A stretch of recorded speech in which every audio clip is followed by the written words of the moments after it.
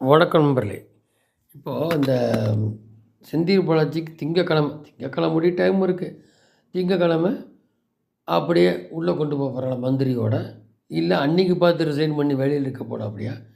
அப்படியே வெளியில் இருந்தாலும் வேறு இந்த டிரான்ஸ்போர்ட் கேஸ் எல்லாம் இருக்குது. டாஸ்மாக் விசாரணை போயிட்டுருக்கு. அதுக்கு போட்டு எலெக்ஷன் முன்னாடி உள்ளே கொண்டு போக சான்ஸ் இருக்குது. இது இப்போது நிலைமை. இது வேணுமா அது வேணுமான்னு சுப்ரீம் கோர்ட் கேட்டிருக்காங்க. இது போக பொன்முடி வழக்கு ப்ளஸ் பேசினதெல்லாம் உங்களுக்கு தெரியும். இன்னும் பிற 13 அமைச்சர்கள் இருக்கான்றாங்க. அப்புறம் எம்பிஸ் இதெல்லாமே நெக் ஆஃப் த மூமெண்ட் வரும்ன்றது ஒன்று. அதில் பார்த்தீங்கன்னா இந்த கவர்னர் ஏற்கனவே குறிப்பிட்ட மாதிரி மிரட்டுறாங்க. நீ வைஸ் சான்சலர்லாம் போகக்கூடாது கவர்னர் உடைய இதுக்கு ஊட்டிக்கு அப்படின்னு சொல்லி சொன்னதாக ஒரு சுப்ரீம் கோர்ட் கொடுத்த இதில் இவங்க வச்சுக்கிட்டு அந்த எங்கேயும் இல்லாத இதாக எப்படி கேம் பண்ணுறாங்க பாருங்கள்.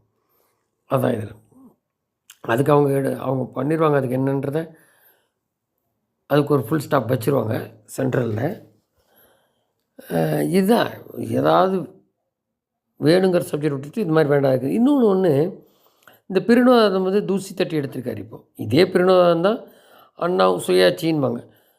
கருணாநிதியும் கைவிட்டாங்க. மாநில சுயாட்சி கோரிக்கை மீண்டும் முதல்வர் கையில் எடுத்திருப்பது வேடிக்கை வினோதம். மாநில சுயாட்சி மத்தியில் கூட்டணி மாதிரி எதையோ சொல்லிவிட்டு மத்திய அரசு நயா பைசா உதவி கிடைக்காது, தமிழகத்துக்கான நலத்திட்டங்களையும் மத்திய அரசால் கொண்டு வர முடியாது, அப்படி இப்படிலாம் தமிழகம் தனித்து விடலாம் சொல்லுவாங்க.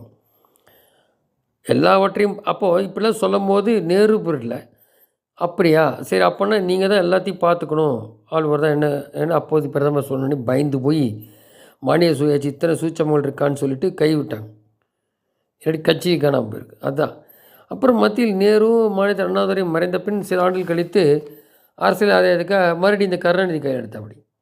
அப்போ இந்திரா காந்தி மேலே மாநில சுயாட்சி கோரிக்கை கடுமையாக எதிர்த்ததோடு இது போன்ற கொள்கையோட திமுக கூட்டணி இல்லைன்னு சொல்லி பயந்து போய், ஏன்னா அப்போ எம்ஜிஆர் இருந்தார். காங்கிரஸ் தயவுன்ட்டு எம்ஜிஆர் தேர்தல் அது கடைசி முடியும் எம்ஜிஆருக்கு தோக்கடிக்க முடியுன்ற வேறு கதை.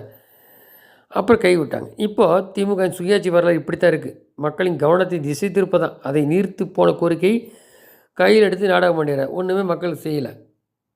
வெட்டு சொன்னது பூரா. இப்போ அரசு ஊழியரே போராடுறோம். அரசு ஊழியர்லாம் எங்கே போய் ஆட்சி செலுத்துறது? என்ன ஆட்சி செலுத்துறது மேலே அதிகாரிகள் தான் போல். அரசு ஊழியர் இப்போது நீ சொன்னதெல்லாம் நீ தான் சொன்ன புது பழைய பென்ஷன் சொன்ன போராடுறான். நீ எதிர்கட்சியாக கூட இருக்க லாய்க்கு இல்லைன்னு சொல்லிடலாம். அதுதான் அப்போது இதெல்லாம் இருக்கும் பிரிவினை நாடு. இதெல்லாம் முடிஞ்சு போன கதை. பழைய தூக்குறாங்க. அது எந்த அளவுக்கு ஒர்க் ஆகும்? அவங்களே கண்ணாடியில் பார்த்துக்க வேண்டியதாக ஒர்க் ஆகும்.